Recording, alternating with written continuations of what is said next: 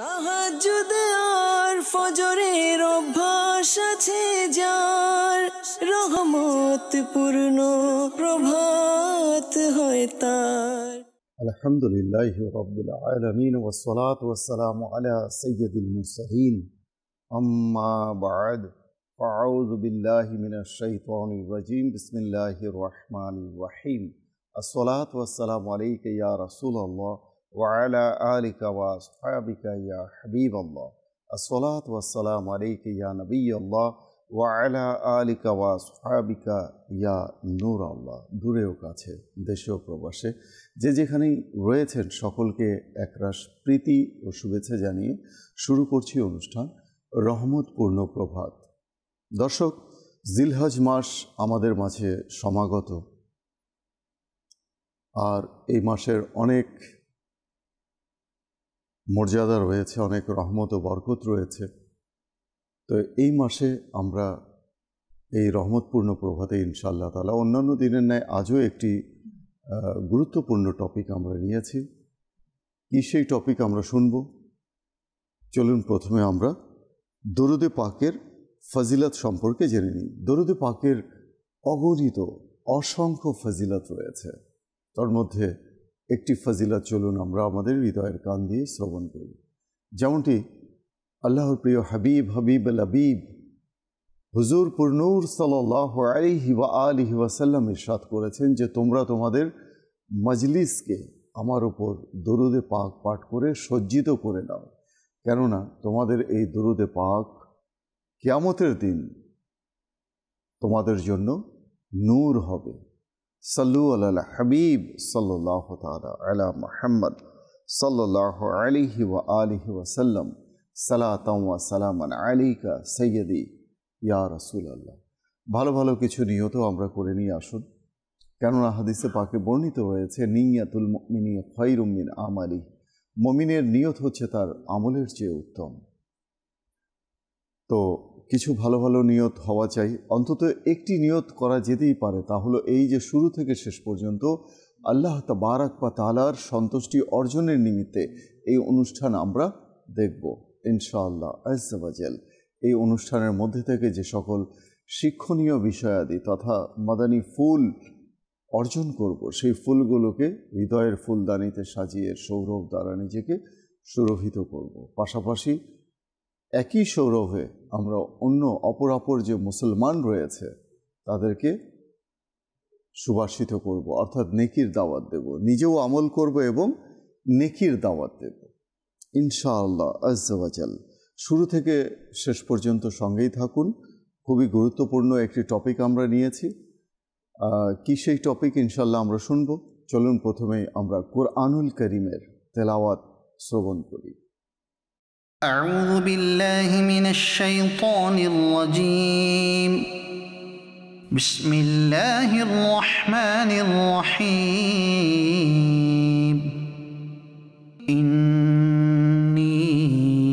آمنت بربكم فاسمعون قيل ادخل الجنة قال يا ليت قومي يعلمون بما غفر لي ربي وجعلني من المكرمين وما أنزلنا على قومه من بعده من جند من السماء وما كنا منزلين صدق الله العظيم।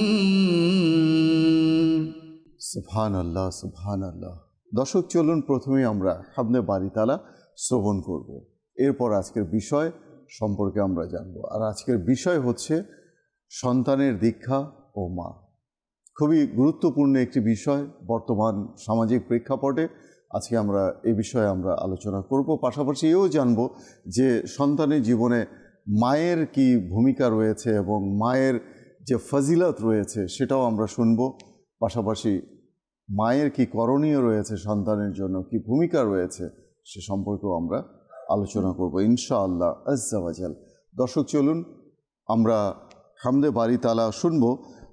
আজকে স্টুডিওতে উপস্থিত রয়েছেন আমার সাথে নাতখা রয়েছেন ইমরান রাজা আত্তারি, পাশাপাশি রয়েছেন আজকে মুবাল্লিগ কামরুজ্জামান মাদানী আত্তারি। আজকে ইনশাআল্লাহ তাআলা আমরা আলোচনা শুনবো ওনার কাছ থেকে পাশাপাশি আরও মুবাল্লিগ ইনশাআল্লাহ তাআলা আশা করছি অনুষ্ঠানে শামিল হবেন। তো চলুন প্রথমে আমরা হামদে বারি তালা শ্রবণ করি। সাল্লাল্লাহু আলাইকা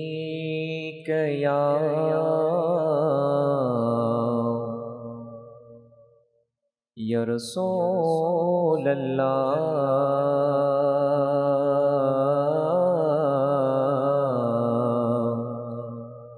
ওয়া সাল্লাম আলাইকা ইয়া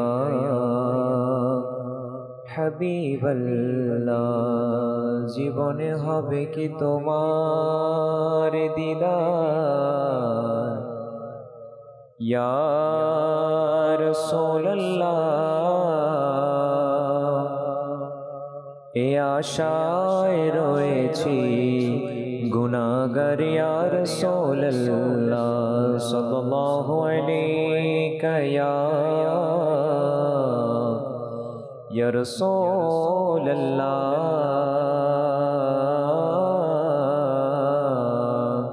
ওয়া সাল্লাম আলাইকা ইয়া হাবিবাল্লাহ।